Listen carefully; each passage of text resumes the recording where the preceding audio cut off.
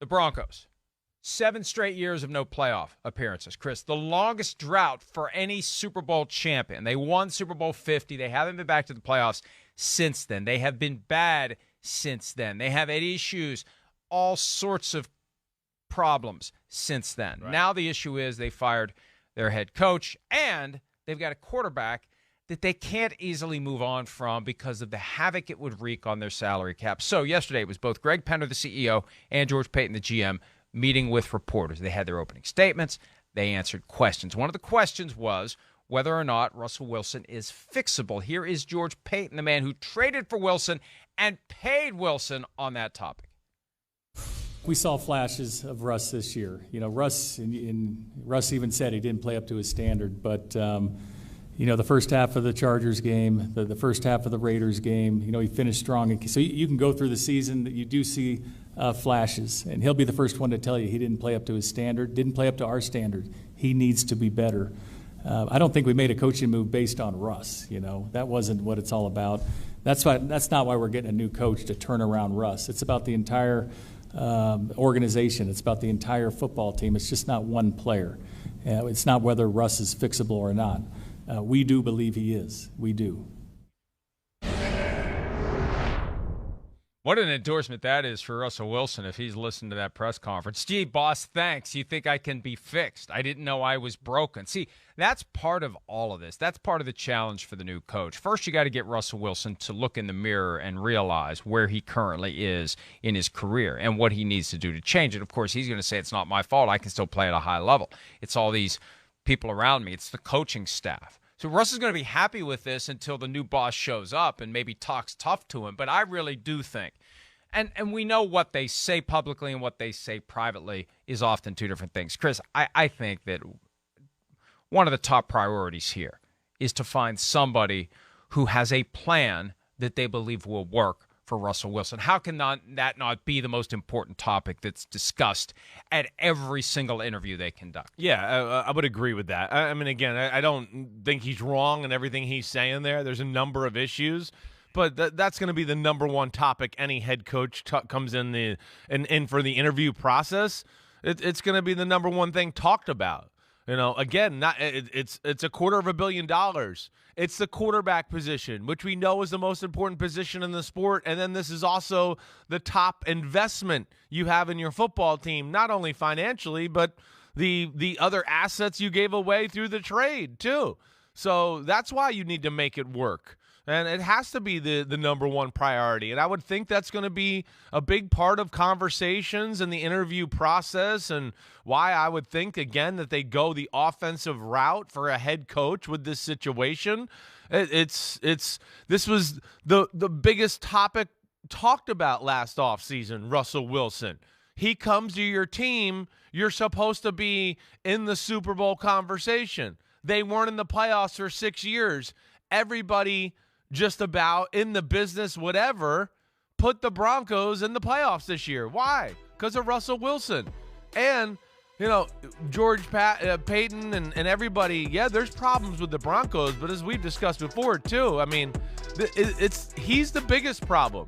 And I'm not being mean or like trying to be a shock jock or get clicks or anything like that. We've been saying this for a while. I think anybody watching the game is saying that. I mean, we're in there with the cool, calm-headed Tony Dungy, and he's every week shaking his head like, man, it's almost like he forgot how to play sometimes. It's glaring to everybody. It's got to be the number one issue. They can say what they want, but this is what this next head coaching search is going to be all about, Mike, to your point. All about it.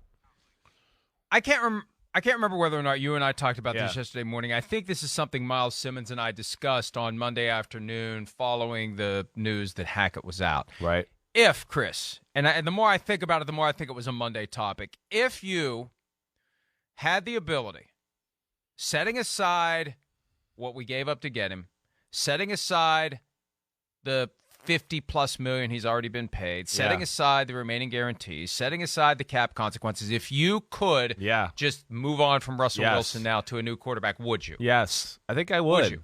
I'd be a little scared. I'd be scared. I mean, again, I wouldn't move on just for anybody, but I guess what I'm saying is just that, Do I think am I sold that there's an issue here to the fact that, oh my gosh, he's not going to be remotely the same player? I'm not sold on that, right? And I understand it wasn't the easiest circumstance to come in, especially for a guy like Russ, but I do think there's some warning signs as far as, not to say I wouldn't want him, but if I could redo the deal and maybe not pay him as much or trade as much or whatever, whatever, Mike, lessen the blow that way.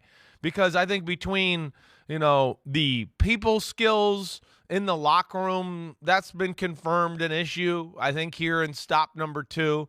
And then I think some of the offensive issues that we talked about with the Seattle Seahawks, yeah, I think it's hard not to look at it and go, well, I think Russ was a part of that. How could we not? It's a different offense. And then with the physical ability, Mike, like we've talked about, the lack of, big-time speed, he's no longer, right? Do we even talk about him as one of the mobile quarterbacks in football anymore? When we bring up guys that can do things off schedule and make plays with their legs, right? We don't even talk about Russell Wilson anymore. There's 6, 7 guys we go to before we go to him. And then the arm is still good but not great. There's some things that would scare me is what I'm saying, Mike, to your question, 100%. There was a period of time where these younger guys like Patrick Mahomes and Josh Allen were just simply passing him by. He still had the abilities, but they had it better. Yeah. Then over the past couple of years, the abilities just seem to have dried up. So that to me would be one of the big concerns. I raised that question with you because from an organizational standpoint, if that's the answer to the question, then you need to set in place a plan for disengaging from Russell Wilson. And maybe their actual plan is this is more about the team. This is just about getting through 2023 with Russell Wilson. This isn't a question of whether he's fixable. We've seen enough to know this guy isn't our future. So the way the salary cap works with this contract, and we talked about it yesterday, I think that the best time to move on from him is March of 2024 before another $37 million becomes fully guaranteed, and you just hope he doesn't get injured next year and have that guarantee vest because he can't pass a physical. That's a different problem altogether. You could bench him, though, halfway through next season if it's not working. I think that this is bigger picture, that in a roundabout way, they've acknowledged the mistake. They're not going to come out and say it. This is about the whole team and the whole football operation, because I think deep down they know he's got 1 year to play, not just at a passing level. He's got to play at a ridiculously high level to get them to forget about 2022. He has to be the exact opposite of what he was this year to be the guy that they embrace over the long haul. And I think they know if they're picking one way or the other, he's just not going to do it. They've seen enough. We've seen enough. It's just going to magically come back. That doesn't happen. A guy's abilities don't magically disappear and then boomerang back to him. Like, he is who he is right now. And maybe they do find somebody that can transform him into something more than he was. But, Chris, here's the deeper point. I thought of this as you were talking about it. And I think we're going to see the pendulum swing away from some of these massive quarterback contracts. I think so, too. So much of the great quarterback play that we see in the NFL is a product of having everything else around exactly you work, right. especially your offensive line. Exactly right. Right? Right. And what happens is the offensive line, my son and I were talking about this the other day. When an offensive lineman sucks, we notice him. When an offensive lineman plays well, we notice all the guys who are able to do their thing because of a great offensive line. We notice the quarterback, the running back, and the receivers. Right? Ray McLeod had a great 71-yard touchdown the other day. It was sparked by incredible a lot of great blocking by the 49ers. Where he didn't get touched for 71 Not yards. any special Exactly. Right. Not any special transcendent skills other than being fast enough to run through the opening. Right. It was the blocking that popped that thing. But we don't know. We talk about, oh, wow, this guy's a great player. No, he's got great players doing it for him. My point is this. I think that organizations are going to become less smitten with quarterbacks who go out and just do the basic stuff well. There's still going to be room for the transcendent talent like Josh Allen and Patrick Mahomes and Justin Herbert, et cetera, and Joe Burrow. But there's a lot of quarterbacks that just end up doing well because everything around them is working. Right. And I think that may be the post-mortem on Russell Wilson in Seattle. He had a great run because everything around him was working well, and he had a higher degree of natural talent than he has right now. That is another factor in it. He can't run like he used to, but he was in a system and a situation where everything else was working at a very high level. Yeah, I mean, you said a lot of good things there. It's a good topic, and Mike, it's something I've kind of, I've kind of dabbled in that conversation in my podcast a little and things like that. Of like, yeah, I just wonder too. Again, we're seeing a lot of examples of, hey, team's good, quarterback solid. We think he's better than he is because he's on a really good team. And, yeah, to me, like you said it, there's only a few guys that really you can go, wait, I can put them on just about any team in any system, and they're going to be good. And you named it, the Allens, the Mahomes, the Burrows, the Herberts, the Lamar Jackson. You can put them in any offense, and it's going to work. And that's that. They are the ones you break the bank for. Brady in his prime, Rodgers in his prime, whatever. Those guys. But, yeah, the rest is, as we've always talked about, and hopefully people really are dependent on support system and the things that are around them. And Russell Wilson, he could have probably a few years ago got away with, I missed this read, I missed that read, it doesn't matter, I'll scramble, I'll make a play, and then I'll throw the ball down the field or I'll run for 15 yards, and he can make it happen. But because of the declining physical skills, he can't do that stuff as much anymore, so he's got to play within the pocket a little bit more, and I think he's adjusting to that. And, I do think that's fixable. Again, I know we had the conversation, like, listen, if you could take it back, would it be one thing you'd take it back? Sure, but you can't take it back right now, and you have invested. And, like, if I'm George Paton, you do want to make it work, right, Mike? Because if you're getting rid of him in 2 years, there's a good chance that they're getting rid of you too. Because the whole play, everybody's like, what did this guy do? Look at what he's done with this team. So he's going to try to make this work from that too.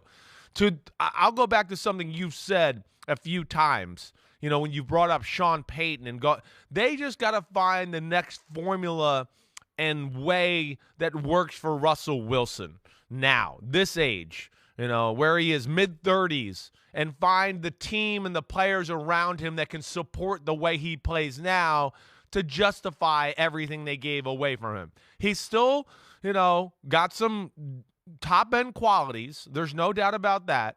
And he's going to be clutch, and he is going to give your team belief in big games because he's been there. And so there are those positives, but I just can't imagine them worrying about plan B quite yet, because I think if they gets to plan B, then you might be also the guy that's planning on packing up his house and moving out of town too, because this will be big egg on your face with Russell Wilson, this type of failure. What do you think about that? And I think it's dangerous to... Yeah. Hi, it's Mike Florio. Thanks for watching PFT on YouTube. Hit subscribe for the latest news and analysis from Pro Football Talk.